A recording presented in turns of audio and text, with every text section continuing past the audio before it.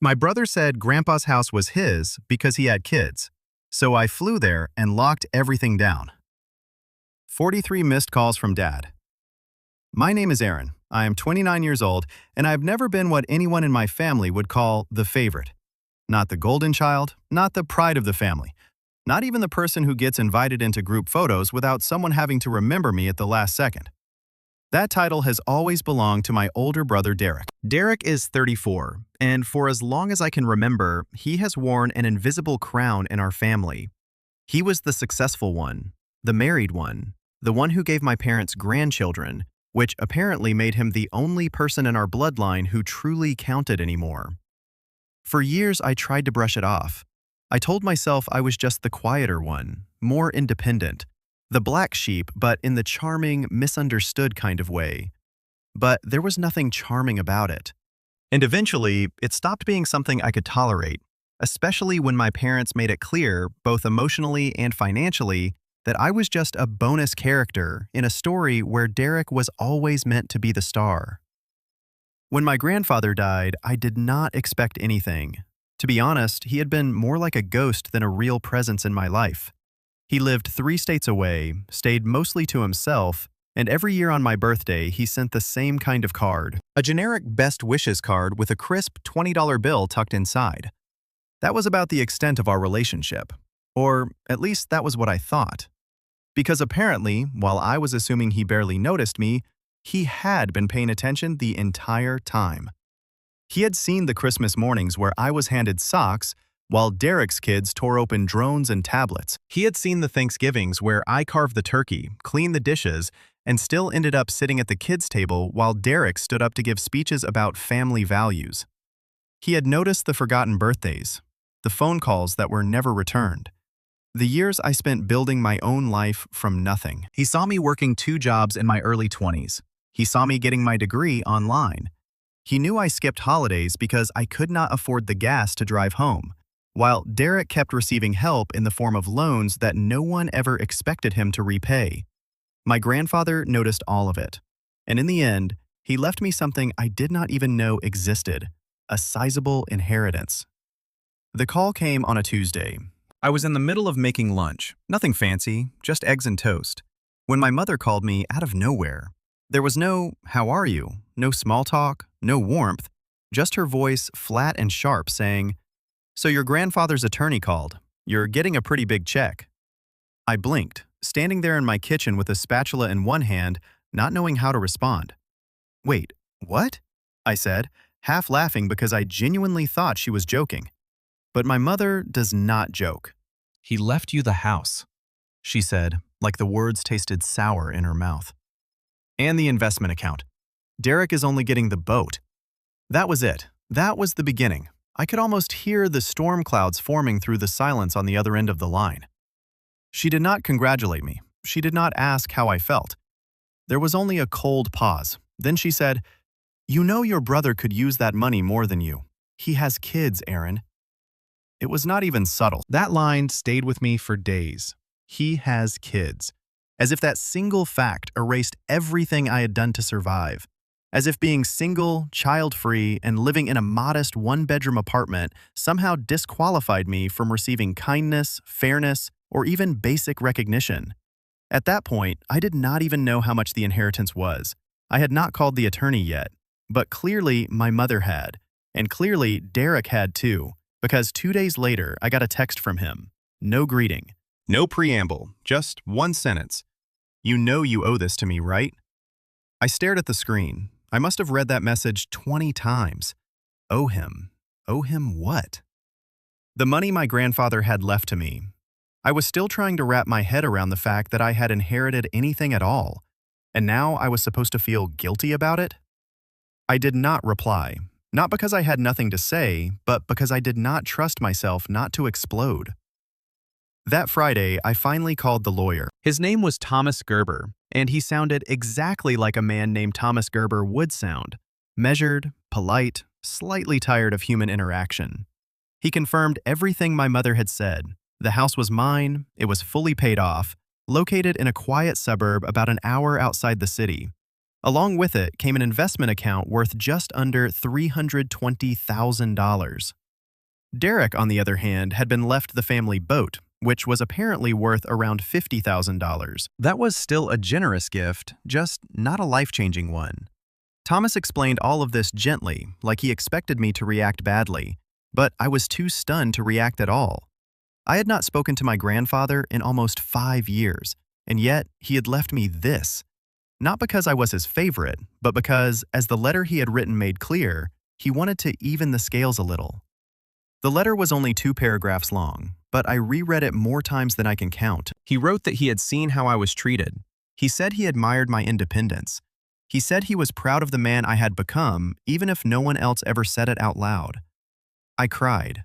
I do not cry often, but that day I cried, sitting alone on my hand-me-down couch, holding a letter from a man I barely knew, a man who somehow understood me better than my own parents ever had. Of course, that little moment of peace did not last. The next week, Derek called me, not texted, called. That was unusual enough that for a second I thought maybe something had happened. Maybe he wanted to bury the hatchet. Maybe he wanted to talk like an adult and figure this out calmly. I was stupid to think that. "Hey," he said, and his voice was already laced with condescension. "I assume you've processed everything by now." I did not know what he meant by processed, so I stayed quiet. He continued, "Look, I'm not trying to be a jerk, all right? But come on, man. You don't need all that. You're single, no kids, no mortgage. I mean, what are you even going to do with it?" I blinked. These people really loved reminding me that I had no children. "I don't think that matters," I said. "Grandpa left it to me. That's it." There was a pause. Then Derek laughed. It was a short, ugly sound, more like a scoff than a laugh. "You know you're not being fair, right?" he said. "I have 3 kids. Do you know how expensive it is to raise 3 kids? And the house?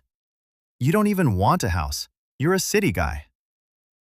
I felt my hand tighten around the phone.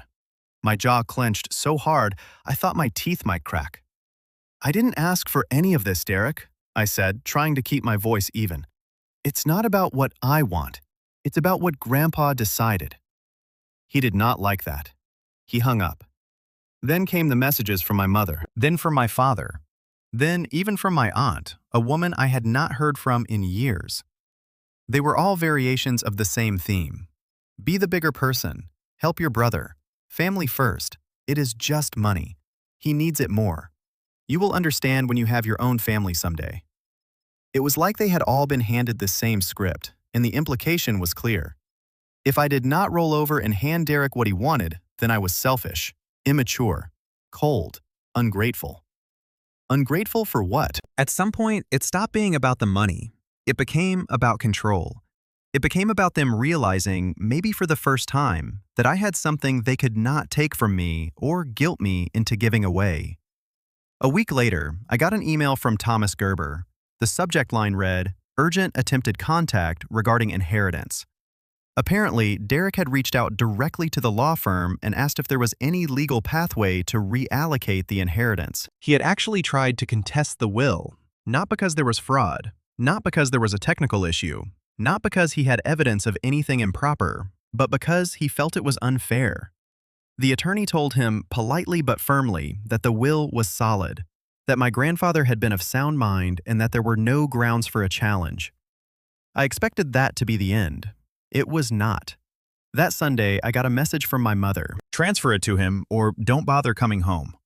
No hello, no context, just that. I sat there with my phone in my hand, staring at those words. Transfer it to him, or don't bother coming home. I did not cry that time. I smiled, and that was the moment I knew something inside me had changed. That night, I did not call anyone. I did not argue. I did not send some dramatic response. I booked a flight. I changed my passwords. I locked down my accounts. I updated the security system on the house. My house now. I sent one email to Thomas authorizing him to handle all future communication through his office, and I told him I wanted to discuss next steps for securing the property. Then I went to bed with my phone on silent. When I woke up, I had 43 missed calls and one rage-fueled voicemail from my father. And that was only the beginning. It started small the way these things always do. Little digs, passive-aggressive comments. I had foolishly assumed that going low contact after the transfer it to him message would buy me some peace. Instead, it seemed to provoke something worse, like I had broken some unspoken rule of the family hierarchy, and now they were all lining up to put me back in my place. I did not go home for Easter. That should not have been a big deal. I had never really been a fan of big family holidays anyway, but in the days leading up to it, the messages started again. From my mother, You could at least make an appearance. Garrick's kids want to see their uncle. from my father. It's not about you, Aaron. It's about family. Stop acting like a victim. And from Derek, of course. Enjoy spending Grandpa's money alone. So I ignored them. I made myself a quiet dinner, watched a movie, and tried to enjoy the silence. Then the photos started rolling in on Facebook. The whole family dressed in their pastel best. Derek's kids holding giant plastic eggs. My parents beaming in the background. And then, because the universe apparently could not resist a good jab, my mother posted a photo with the caption, "So grateful for family, all of our blessings in one room." I did not even like Facebook. I rarely checked it, but that night, I checked it 3 times. Not because I missed them, because I needed the reminder. I needed to remember how quickly they erased me when I stopped serving their version of the story. A week after Easter, I got an email from a real estate agent. It was about my grandfather's house. My house. She wanted to know if I was still planning to list it. I had not even contacted a realtor yet. Confused, I called the agency. The woman on the phone was chipper and polite, but clearly a little puzzled. "Oh," she said. "I spoke to a Mr. Derek last week. He said he was representing you as family and wanted to get the ball rolling." I almost dropped the phone. I clarified that no, I had not authorized anyone to represent me. No, I had not authorized anyone to sell the house. She apologized repeatedly and said she would make a note in the file, but the damage was already done. Derek had tried to sell my house. My house. And he had not done it quietly either. According to the agent, he had already taken photos. Interior photos. That was the part that made my blood run cold. Because I had not given him a key. So how the hell did he get in? I drove out to the property the next day. It was a quiet Wednesday morning, and I made the hour-long trip with a pit in my stomach. The neighborhood looked peaceful, the way it always had. Manicured lawns, retirees walking small dogs, mailboxes with their flags politely raised. But when I pulled into the driveway, I saw it immediately, the lockbox. A chunky black realtor lockbox hanging from the doorknob. He had changed the locks. I stood there for a full minute just staring. My own house. My inheritance. The only thing that had ever truly been mine. And Derek had waltzed in and claimed it like it was nothing. Rage does not always come in a flash the way movies show it. Sometimes it comes in waves, slow, creeping, unrelenting. I did not scream. I did not punch anything. I pulled out my phone and took pictures of the lockbox, the exterior, and the mailbox with my name on it. Then I walked the perimeter of the property and filmed a slow video. After that, I drove straight to the police station. That was the first time I said it out loud to someone official. "I think my brother broke into my house." The officer was surprisingly sympathetic. He took the report, asked if I had proof of ownership, which I did, and told me to follow up with a locksmith and a lawyer. That evening, I had the locks changed again. This time, I also had a security system installed. Cameras, motion alerts, a smart doorbell. I did not tell anyone. I did not want them to know what I was planning. I just wanted to watch. Sure enough, 3 nights later, the motion sensor went off. I was at my apartment when my phone lit up with the alert. Front door activity detected. I opened the app. There he was. Derek, standing on the porch in a hoodie, fumbling with the lockbox that was no longer there. He looked confused, then angry. He rattled the doorknob. Then he looked straight into the camera. He saw the light. He realized what it was. He did not say anything, but I could see it on his face. He knew. I never called him. I never mentioned it. But the silence that followed was thick with something unspoken. A week later, I got a certified letter in the mail. My parents had hired a lawyer. The letter was framed as a request. It was polite, legally worded, carefully phrased, but the meaning was clear. They wanted me to consider relinquishing partial rights to the estate in favor of Derek. It called this a gesture of goodwill. It said it was in the interest of family harmony. My father had signed it, not my mother, not Derek, my father. The same man who once told me, "You've got to earn your way in this world, Aaron." Now he wanted me to give away what had come to me through grief, estrangement, and years of being the person no one fought for. I did not respond. Instead, I went back to the house. I sat in my grandfather's old recliner, the one they had not gotten around to selling or donating yet. I just sat there and existed. I looked around at the dusty shelves, the old lamp with the crooked shade, and the faint smell of leather and time. That was when I saw the photo. It was tucked behind a stack of old Reader's Digest magazines on the bottom shelf of the bookcase near the fireplace. A framed picture of me and Grandpa. I did not remember it being taken. I must have been 19 or 20. We were sitting outside somewhere, maybe on his porch, and I had this awkward grin on my face. He looked proud, tired, but proud. That photo broke me more than any betrayal had, because it made everything real. He had seen me when no one else did. I left the picture there like a totem. The next day, I got another text from Derek. "You're being ridiculous. You know this isn't over, right?" I did not answer. 2 days after that, my aunt called. The aunt who never called. She sounded out of breath, like she was pacing while talking. "I'm staying out of it," she began, "but you should know, your parents are planning to go public about this." I blinked. Go public? What does that even mean? "They're telling everyone," she said. "The cousins, the neighbors, people at church. They're saying you're withholding money from Derek. They're saying Grandpa's will was manipulated." I laughed. I could not help it. It was not funny, but it was absurd. Manipulated, I had not even spoken to the man in 5 years. If anything, I had assumed Derek would get everything. But that was the play. That had always been the play. If they could not shame me privately, they would shame me publicly. Sure enough, the next Sunday, the Facebook post started again. My mother wrote, "Some people forget that family is a responsibility, not a competition." My father wrote, "Sad to see what greed does to a man." Derek's wife Megan posted, "My babies don't deserve this. They just want their uncle back." Then, because nothing in my family ever happened in isolation, I got an email from HR at my job. A concerned community member had sent an anonymous message claiming that I was involved in a legal dispute over contested assets and that it might affect my reliability. It was subtle, vague enough to be dismissed, but still someone had tried to jeopardize my career. That was when I knew this was not about the inheritance. It was not even about the house. It was about power. It was about punishment. They could not believe I had stood up for myself. They could not accept that I had something they could not touch. So now they were going to burn the earth around me until I crawled back. But I was not crawling back. I was done crawling. I did not react the way they expected me to. That was probably the part that confused them the most. No angry replies, no long explanations, no family group chat meltdown. I did not show up at their door to defend myself. I did not beg to be understood. I did not even post my side of the story on Facebook, which, in my family, was practically considered silence under oath. Instead, I got quiet.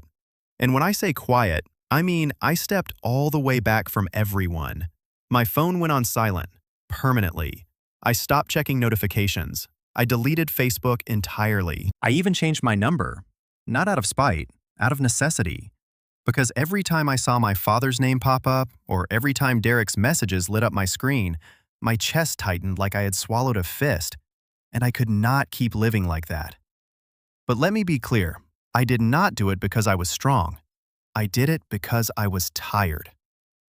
There is a moment when you hit a kind of emotional rock bottom. Not the loud kind, not the crying on the floor kind, the still kind. Like sitting at the bottom of a drained swimming pool, looking up at the world above you and realizing no one is coming down to get you.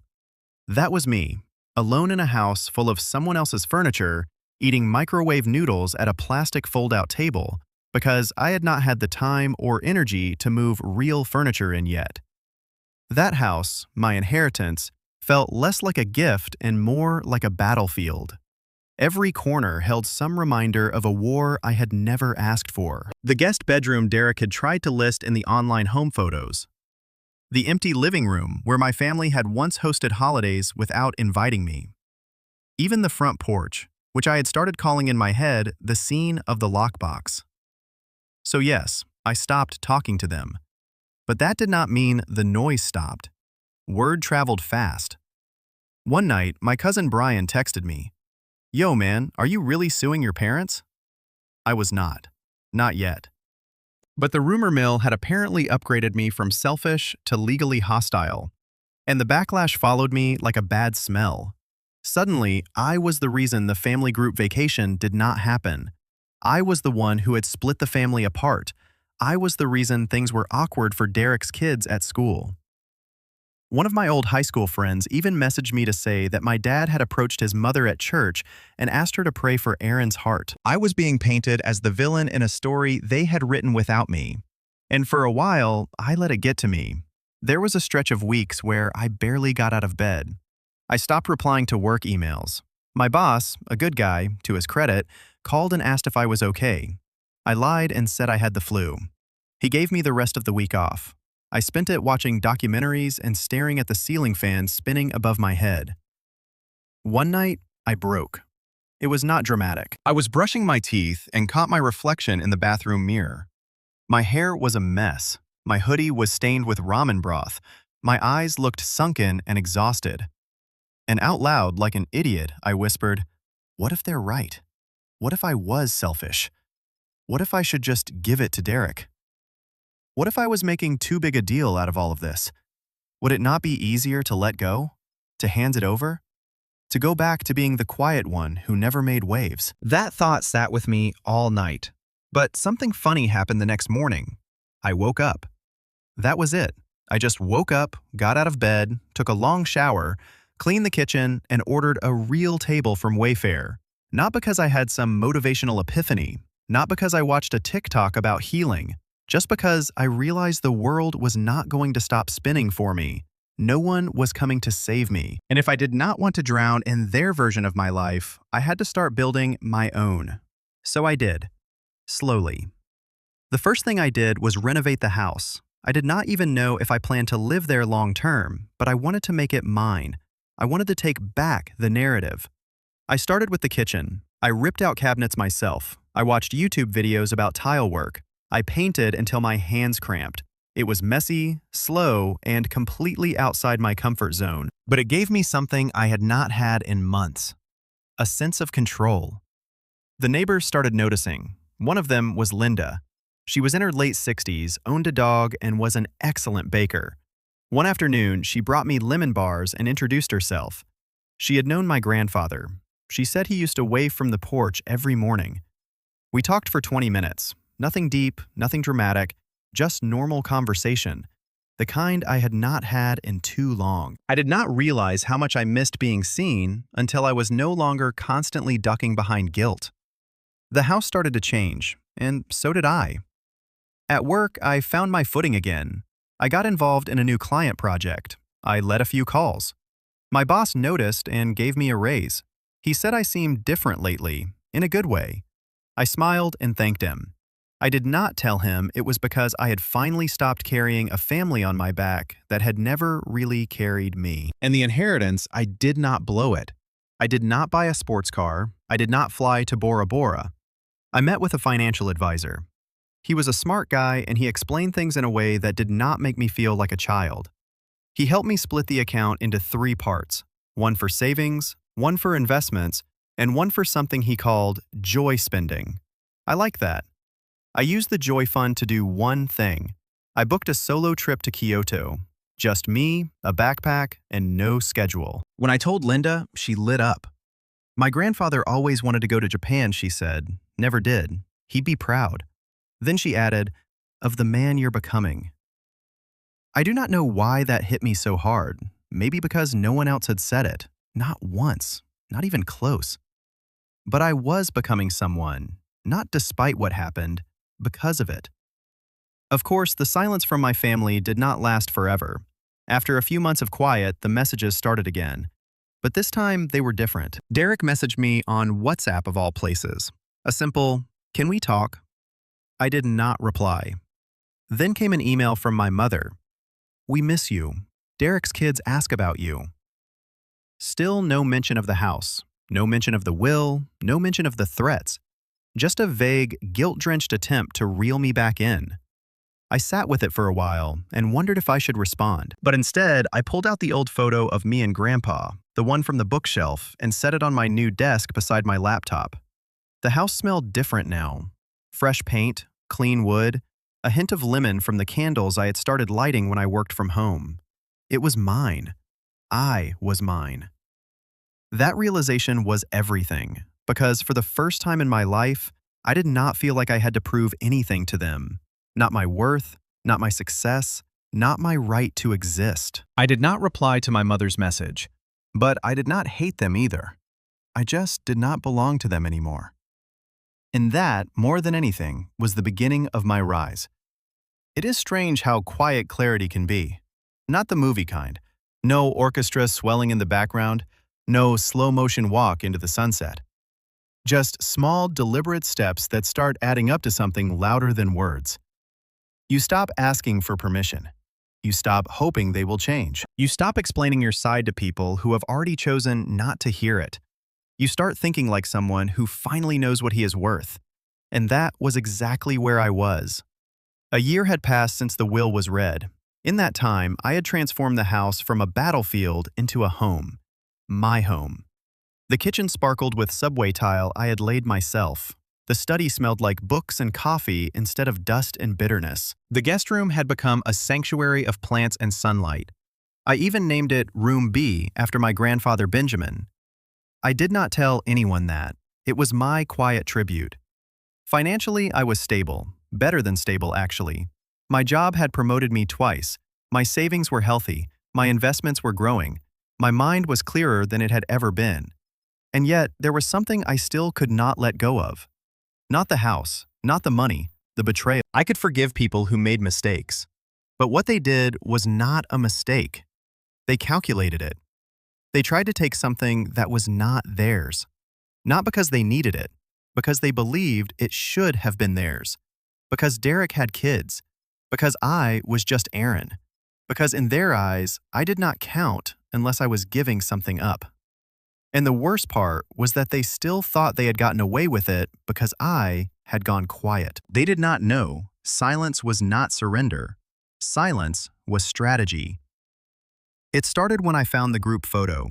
It was an old picture from 2 years before Grandpa died, Thanksgiving. Everyone was crammed into the backyard, pretending they were not secretly irritated with one another. My parents were in the center. Derek had his arms around his wife and kids.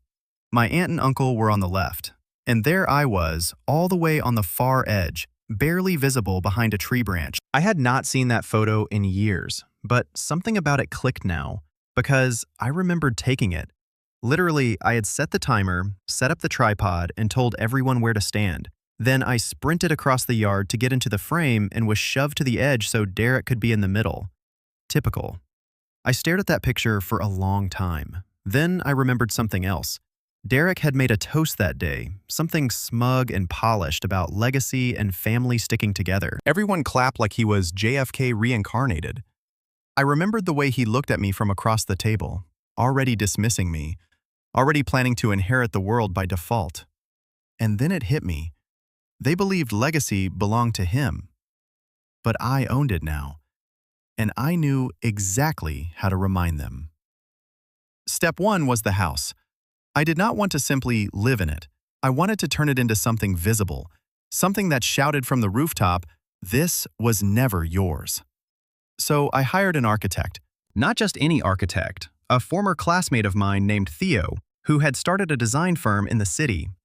We had not been close in college, but we had bumped into each other at a seminar the previous spring and exchanged information. I told him I wanted to restore the house while keeping its bones, modernize the interior, but preserve the soul. He was into it immediately. "I love this style," he said, walking through the halls with a sketch pad. 1950s Americana, but it has these subtle craftsman touches. We can really bring that forward. I nodded as I watched him run his hand along the windowsills. I want it to feel like a place someone earned, I said, not inherited, earned. He did not ask questions. He just got to work, and I paid him up front. Nothing says freedom like writing a check without flinching. Step 2 was the paper trail. I started gathering every document I could get my hands on. The will, the property deed, the emails from Thomas Gerber, the police report from when Derek tried to break in, the screenshots of my family's social media posts, the messages from Derek, my parents, and my aunt. I organized everything into a digital folder with tabs labeled legal, emotional abuse, property dispute, public slander, and online harassment. Not because I planned to sue, but because I wanted the option. Because power is not just about money or revenge. It is about leverage. And when you have spent your whole life being the person they thought would never fight back, nothing terrifies them more than realizing you have been documenting everything. Step 3 was asking questions. Not to my family, to their circle. It began with Linda, my neighbor. She and my grandfather used to talk on the porch a lot. She remembered things. One afternoon, while we were drinking iced tea in her backyard, I asked casually, "Did you know Derek tried to sell this house?" Her eyes widened. "He what?" "Yeah," I said. "He had a realtor here and everything before the will was even fully executed." She blinked. "Your grandfather would have, well, he would have been livid."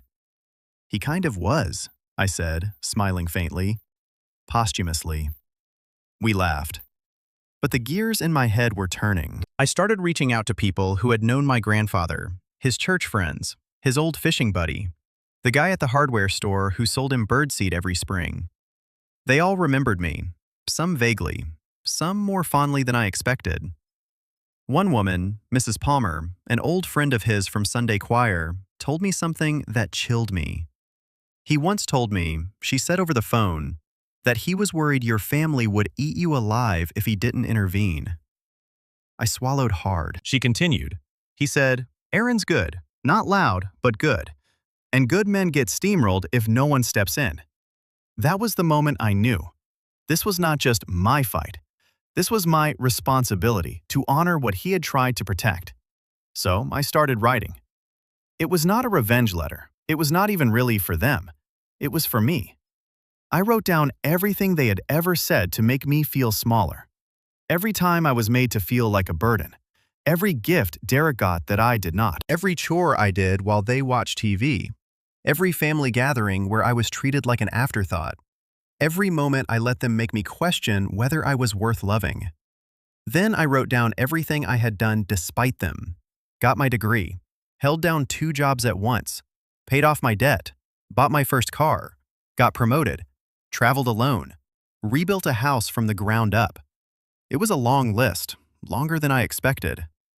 At the bottom, I wrote, "I will no longer apologize for who I had to become to survive the people who refused to see me." I folded that list and tucked it into the drawer next to my bed.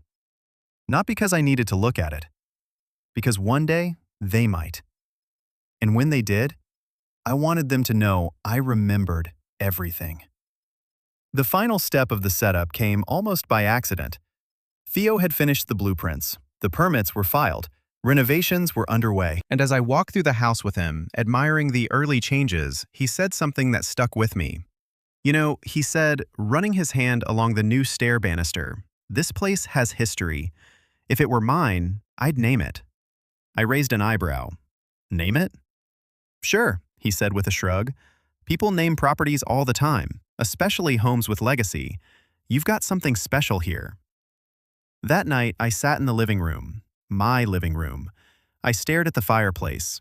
And then it came to me, the Benjamin house. Not flashy, not dramatic, just his name. But it felt right, like an echo of everything he had given me, not just the inheritance, the belief that I was worth fighting for. I filed the paperwork the next day. I created a website. I registered the property as a small retreat space for writers and artists. I booked the first guest for the summer, an author friend of mine who needed a quiet place to finish her novel. And just like that, the house stopped being a symbol of pain.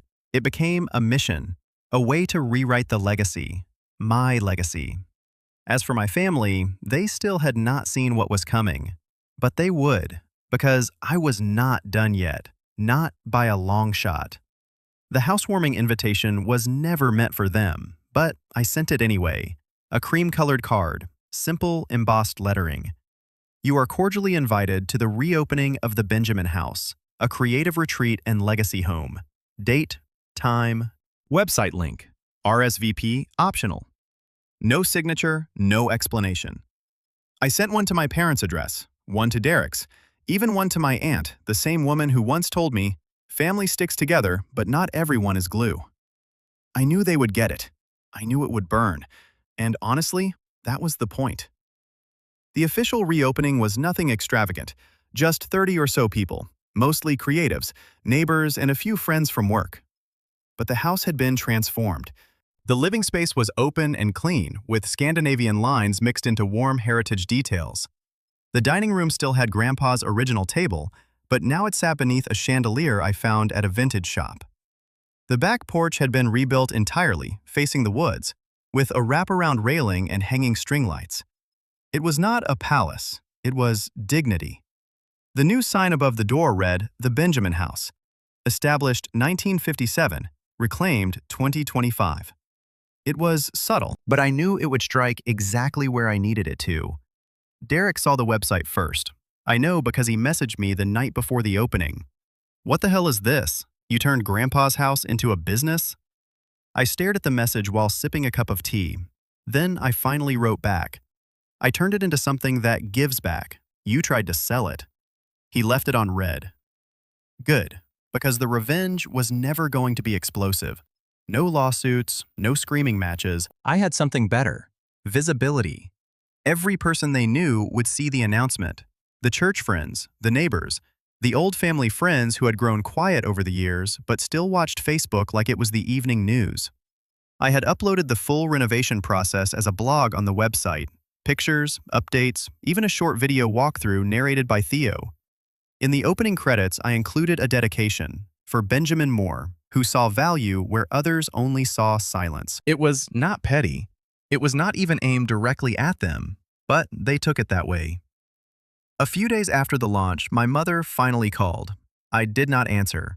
She left a voicemail. Her voice was tight and controlled, like she was trying not to let anything spill over. "Your father and I feel very disappointed by how you've handled this. There were ways to include the family, but you've made this whole thing about yourself. It's sad, Aaron. Really sad." I saved the voicemail. I listened to it once, then never again. Because I already knew how they operated. Any power I claimed was selfish. Any boundary I set was betrayal. Any success I built outside their system was a threat. But this time, they had no control. And that, more than anything, was the revenge. Not the money, not the property, not even the website, the retreat guests, or the full booking calendar. The real revenge was this. They did not matter anymore. And when people no longer have the power to hurt you, but know that they once did, that kind of silence drives them mad. But I still was not done. There was one more thing. I hired a videographer, a local filmmaker I had met at a community arts event. I told her I wanted to create a short documentary, nothing huge, just a 10-minute piece for the website and YouTube channel. She asked what it was about. I told her the truth. It's about legacy, about reclaiming it, about what happens when someone quietly invests in the black sheep of the family and how that changes everything. She loved it. We filmed over the course of a week. She captured the renovations, the letters my grandfather had written, the old family photos I found in storage, and the stories from Linda and Mrs. Palmer.